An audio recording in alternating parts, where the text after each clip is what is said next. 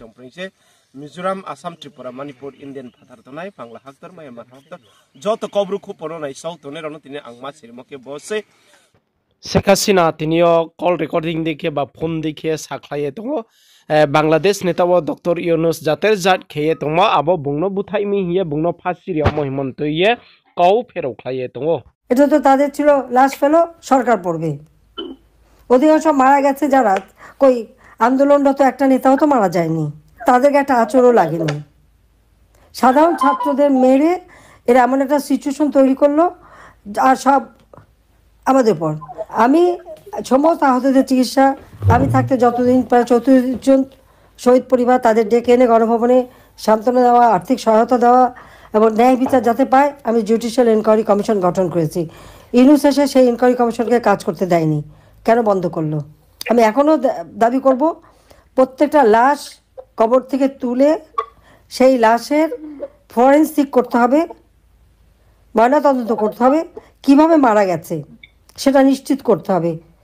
তারপরে এটা আমরা মেরেছি কিনা সেটা তারা প্রমাণ করতে হবে কিন্তু সেটা না কোনো মতে গোজামিল একটা দিয়ে সরাসরি আমাদেরকে মৃত্যুদণ্ড দিয়েছে এইভাবে ক্ষমতার যে অপব্যবহার করা আর পার্লামেন্টে পাশ করা আইন তো আবার পার্লামেন্টেই পাশ করায় নিতে হবে বা সংশোধন করে নিতে হবে ওরা তার ধার ধারে না ওরা খালি হ্যারাস করার জন্য বা এই করার জন্য এই ধরনের দিচ্ছে যাতে ইলেকশন করতে না পারি আর যেহেতু যুদ্ধাপরাধীদের আমি বিচার করেছি সেই জন্য আমাকেও সেই বিচারটা এটা সম্পূর্ণ রাজনৈতিক প্রতিহিংসা তাছাড়া আর কিছু না এত দ্রুত বাংলাদেশের আইন আর কোর্ট কাছারি এত মানে এক্সপার্ট হয়ে গেল যে কি দ্রুত সময় পাস দিয়ে দিল আপনারা দেখছেন চিফ প্রসিকিউটর আমার নামে যেসব অভিযোগ নিয়ে আসলো মেট্রো রেলে আগুন পৃথিবী ভবনে আগুন সব নাকি আমি সন্ত্রাসী দিয়ে করিয়েছি সন্ত্রাসীরা তো করেছে এতে কোনো সন্দেহ নাই কিন্তু সেটা কারদের ইউনুসের এনসিপি পার্টিরই এক নেতা নিজে স্বীকার করেছে সে ইন্টারভিউ বলেছে যে মেট্রো রেলে আগুন এবং পুলিশ হত্যা না করলে তার বিপ্লব নাকি সফল হতো না তার নিজেরা স্বীকার করছে তারা পুলিশ হত্যা করেছে পুলিশ মেরে পা বেঁধে ঝুলিয়ে তাদেরকে মেরেছে এবং মেট্রো রেলে আগুন এক্সপ্রেসওয়েতে আগুন বিটিভি ভবনে যে আগুন দিয়েছে সে নিজে স্বীকার করছে যে আমি আন্দোলনে ছিলাম আমি এই করছি সেটা সে বলছে যে নিজেই যে আগুন দিয়েছে কত নাম্বার গাড়ি পুড়িয়েছে সেটাও বলেছে বিআরটিসি ভবনে যে আগুন দিয়েছে সে সেটা স্বীকার করেছে এরা তো সবাই নিজেরা গর্বভরে কথা বলে বেড়াচ্ছে তাহলে আমি কখন আগুন দেওয়ালাম সে যে কোর্টে বসে এরকম মিথ্যা বয়ান দিল এটাই তো সব থেকে বড় কথা যে এরা ইচ্ছা মতো তারা এই ধরনের কথা বলে গেছে আবার স্বরাষ্ট্র মন্ত্রণালয়কে যখন অনেকে জিজ্ঞেস করেছে যে পুলিশের আইনেই তো আছে যে পুলিশ মানুষ যানবাহন এখানে যদি কেউ হামলা করে বা অগ্নিসংযোগ করে বা ককটেল মারে তাহলে তাদের লক্ষ্য করে গুলি করার নির্দেশ এটা আইনে আছে তাহলে কেন মানে আমার উপর তখন তাদের বক্তব্য হলো জুলাইয়ের পরিস্থিতি ভিন্ন তার মানে জুলাইতে এই ধরনের ঘটনা ঘটানো যাবে তো এই ধ্বংসাত্মক কাজ করা যাবে এটাই তারা বলতে চাচ্ছে তো তারা কিন্তু পরোক্ষভাবে স্বীকার করে নিল এই হত্যাকাণ্ডগুলি তারাই ঘটিয়েছে কারণ এটা জুলাইতে করা হয়েছে কাজী জুলাইতে যারা হত্যা করেছে অগ্নিসংযোগ পোড়াও জ্বালাও মানুষ হত্যা একের পর রেপ নির্যাতন সব সব মামলাগুলি আওয়ামী লীগের নেতাদের বিরুদ্ধে আপনারা বলেন এটা কি করে হয় ইউনুস যেখানে সরাসরি গুলি করা দিল আর তারপরে আপনি দেখেন এদের নির্যাতনের হাত থেকে শিশুদের উপর চরমভাবে নির্যাতন চালাচ্ছে আপনি দেখেন নুরুল মজিদ হুমায়ুন সে অসুস্থ হ্যান্ডকাপ পরা অবস্থায় মুমূর্ষু অবস্থা নিয়ে আসছে আপনারা জানেন মৃত্যুর পরে 2 ঘন্টা পরে তার হাত থেকে হ্যান্ডকাপ খোলা হয়েছে সে একজন মন্ত্রী সে একজন মুক্তিযোদ্ধা এবং এইভাবে আওয়ামী লীগের বহু নেতা কর্মীকে কারাগারে নির্যাতন করে একের পর এক হত্যা করছে যে মুরাদ আমাদের কাউন্সিলর ছিল তাকে হত্যা করেছে রিফাত আর একটা ছেলে তাকে হত্যা করেছে এটা হচ্ছে গাইবান্ধা জেলখানায় সারা বাংলাদেশের বিভিন্ন জেলে এরা একের পর এক আমাদের আওয়ামী লীগ নেতাদের উপরে নির্যাতন করে করে তারা এই হত্যাকাণ্ড করে যাচ্ছে একটা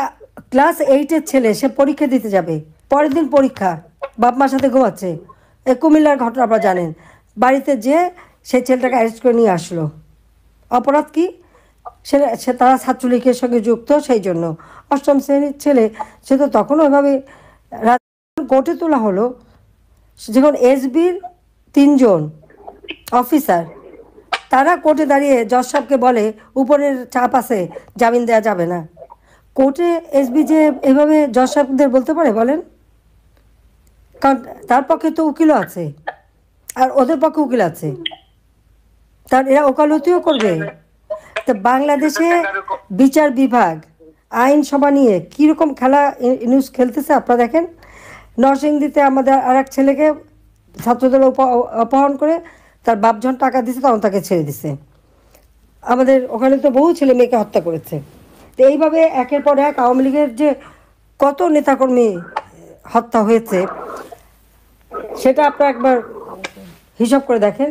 যে সেই 15-16 জুলাই থেকে একের পর এক এই ঘটনা তারা করে যাচ্ছে। আজকে আমি একটু বলবো যে আজকে যেখানে আমরা নির্বাচিত জনপ্রতিনিধি, আমাদের কোনো কর্মকাণ্ড করতে দেবে না কারা? অবৈধভাবে ক্ষমতা দখলকারী, তাদেরই রাজত্ব। একের পর এক হিউম্যান রাইটস ভায়োলেশন হচ্ছে। একটা নারীদের উপর যে পাশবিক অত্যাচার, কোন দেশে আছি আমরা? আর যে সমস্ত বাজে কথা স্ল্যাং ওয়ার্ড ইউজ করে আজকাল ছেলে মেয়েদেরকে এমন বেয়াদব বানাচ্ছে যে তারা এই সমস্ত নোংরা কথা শব্দ উচ্চারণ করে অবলীলাক্রমে একটা জেনারেশন নষ্ট করে দিচ্ছে। একটার পর একটা তারা আওয়ামী লীগের প্রতিদিন গত 3-4 দিন আগেও রামপুরে আমাদের এক আওয়ামী লীগের নেতাকে হত্যা করলো, যুবলীগ ছাত্রলীগ, অনবরত হত্যাকাণ্ড ঘটেই যাচ্ছে, কিন্তু এর কোনো বিচার নাই আর এর কোনো নালিশ নাই। যারা ভিকটিম তারা বিচার চাইতে পারে না, এই অবস্থা চলছে। অর্থনীতি ধ্বংস, সামাজিক নিরাপত্তা নাই, ঘরের নিরাপত্তা না, বাইরের নিরাপত্তা নেই, লাশ নদীতে ভেসে যাচ্ছে, কত যে গুম করে ফেলেছে, এক্সট্রা জুডিশিয়াল কিলিং চলেই যাচ্ছে। এই 1 বছরের যে কটা এক্সট্রা জুডিশিয়াল কিলিং হচ্ছে অথচ বলছে গুম করে নাকি ফেলা হয়েছে। তা ইনুজ যে একের পর এক এক্সট্রা জুডিশিয়াল কিলিং করে যাচ্ছে, গুম করেছে আওয়ামী লীগের হাজার হাজার নেতাকর্মী, পুলিশকে হত্যা করেছে, গুম করেছে তাদের লাশ, আনসার হত্যা করে তাদের লাশ গুম করেছে, তার বিচারও তো হতে হবে। জনগণের ম্যান্ডেট নাই, জবাবদিহি নাই। কাজে আমি আজকে এটুকু বলবো যে আপনারা যে প্রতিবাদ করছেন আপনাদের প্রতি আমার ধন্যবাদ সবাইকে। আর সেই সাথে সাথে বলবো যে এই অন্যায়ের হাত থেকে দেশকে রক্ষা করতে হবে। এই খুনি জঙ্গি সমস্ত জঙ্গিদের ছেড়ে দিয়েছে, জঙ্গিদের হাত থেকে দেশকে রক্ষা করার জন্য যেভাবে আপনারা আজকে দাঁড়িয়েছেন প্রবাসীরা, কারণ আমাদের কোনো নেতাকর্মীর কোনো আর্থিক সঙ্গতি নাই, তাদের নিঃস্ব করে দিয়েছে। ঘর বাড়ি জ্বালিয়ে পুড়িয়ে ব্যবসা প্রতিষ্ঠান, মানে মাছের খামার, গরু, হাঁস মুরগি, ফলের বাগান, বাড়ি ঘর সব জ্বালিয়ে দিয়েছে। এখন ওয়ার্ড, ইউনিয়ন, উপজেলা, জেলা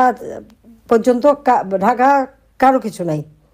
অর্থনৈতিকভাবে পঙ্গু করে দেওয়া, আর মামলা নারী শিশু কার উপরে বাদ নাই। আর এই যে শিশু নির্যাতন, এই শিশু নির্যাতনটা আরও তুলে ধরা দরকার, কারণ এরা যেভাবে মানে ছোট্ট বাচ্চা ছেলেরা তাদের উপরে নির্যাতন চালায়। কাজে এর প্রতিবাদ আমাদের করে যেতে হবে, গণতন্ত্র ফিরিয়ে আনতে হবে। আমাদের একটাই লক্ষ্য যে গণতন্ত্রকে ফিরিয়ে আনা, যারা আমাদের বন্দী তাদের সবাইকে মুক্তি দেওয়া, বিনা বিচার সবাইকে আটক রেখেছে। আর এই যে মিথ্যা মামলা দিয়ে ফাঁসি দিয়ে আমাদের আওয়ামী লীগের নাকি আরও 5 জনকে ফাঁসি দিয়ে মারবে, এটা নাকি তাদের একটা প্ল্যান। এখানে কোনো ন্যায় বিচারের বালাই নাই। আমার বিরুদ্ধে যে মামলা আমি তো জানি না, আমি কখনো কোনো নোটিশও পাইনি, কিছুই পাইনি, বলতেও পারবো না। এখন ধরছে আমাদের ছেলে মেয়েকে, কেন 10 কাঠা জমি কিনেছি আমরা, এক একজন বড় অপরাধ করে ফেলেছি পূর্বাচলে, কারণ আমরা 10 কাঠা করে কিনেছি। ইনুসের আছে 4080 কাঠা জমি পূর্বাচলে, রিসোর্ট করেছে। আর বঙ্গবন্ধু পরিবার আমরা রেহানা, আমি আর আমাদের 4 ছেলে মেয়ে, 6 জন 10 কাঠা করে জমি নিয়েছি। মহা অপরাধ করে ফেলেছি আমরা, খুব বড় অপরাধ। কাজে জনগণের বিচার করবে সেটাই আমরা চাই। যে আপনাদের ধন্যবাদ জানাচ্ছি যে আজকে যে নির্যাতন এবং মিথ্যা মামলা আমাদের বাচ্চাগুলো একটা Kapsaha joto no raja hani kupo channel bai ke kromo to nen ba pandawa bus kamotre video ta mai channel ba pandawa bo channel bai tang ke subscribe kedi share kedi comment kedi